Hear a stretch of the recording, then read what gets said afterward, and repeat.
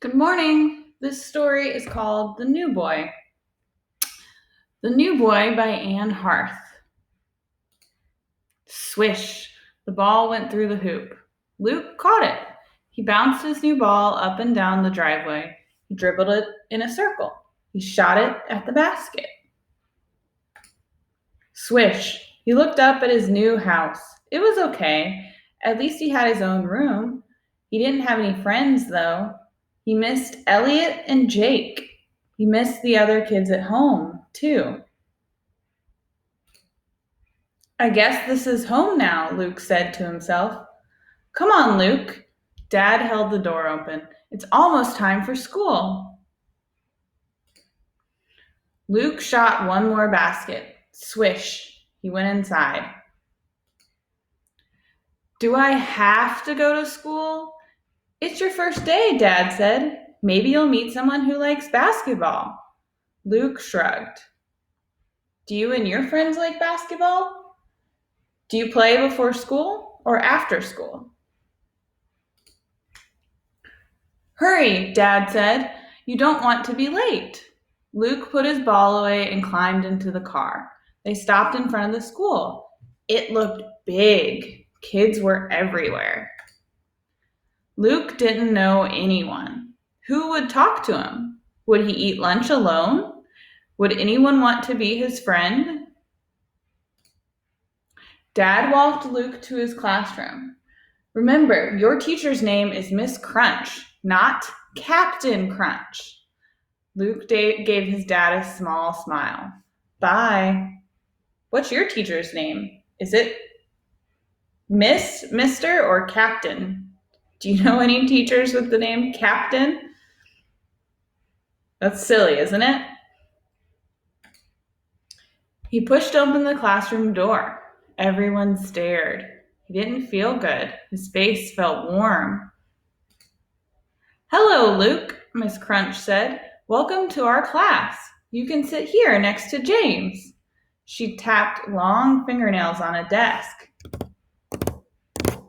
Luke sat down. He stared straight ahead. Let's help Luke get to know us, Miss Crunch said. We'll each tell him one thing we like. She nodded at the girl in the front row. Emma, you can go first. Peanut butter, said Emma. My puppy Spud, a boy said. Summertime, ice cream, fishing. What do you like? Luke, Miss Crunch said, what's one thing you like? Basketball, said Luke. The morning went quickly. They had a spelling bee and painted pictures. Luke wasn't great with spelling, but he loved art. Lunchtime, Miss Crunch called. Luke's stomach growled, but he didn't feel hungry. When you've eaten, you may go outside and play. Oh, that sounds nice. Bags and lunch boxes appeared. Kids ate and talked and laughed. Luke ate his sandwich quietly. People finished their lunches and started to leave.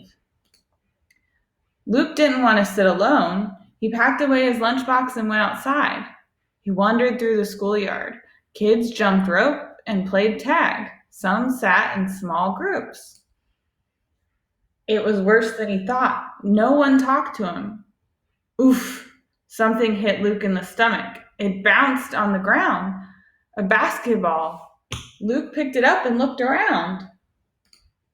Who threw it? He spotted a hoop and walked toward it. A boy stood underneath. Luke stopped. You said you like basketball, the boy called. Let's see. Luke looked at the hoop. It was a hard shot. He held his breath and threw. Luke and the boy watched the ball fly towards the hoop. Swish! The boy caught the ball and grinned. Let's play, he said. All right, here we go. So why wasn't Luke hungry at lunch? Do you remember? I don't quite remember. Let's go back and find it.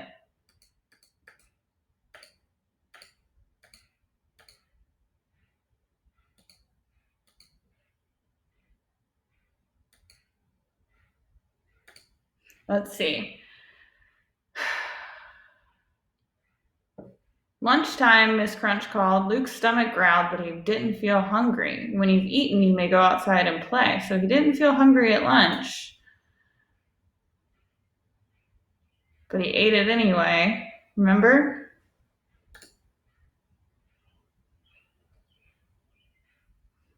Do you think it's because he didn't want to sit alone? Because he was nervous about being at a new school and not having any friends? I think that's something like that. So what happens after Luke gets hit by a basketball?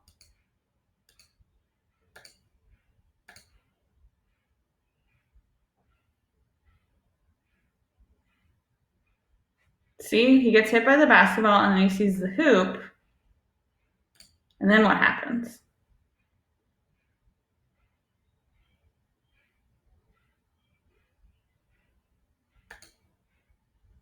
Does he make a new friend? All right, so you should summarize the story. So that means to retell it very quickly in the main points, right? So if you were going to summarize that story, what would you say?